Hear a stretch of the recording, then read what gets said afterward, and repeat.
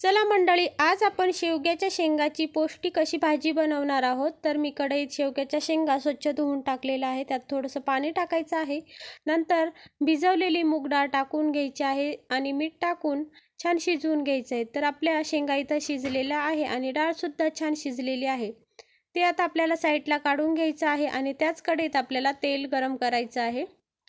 तर तेल टाकून घेतलेले आहे। तेल छान गरम झालं की त्यात मोहरी जिरं टाकून घ्यायचं आहे। आता अद्रक लसूण पेस्ट टाकून घ्यायचं आहे आणि हे छान परतून घ्यायचं आहे।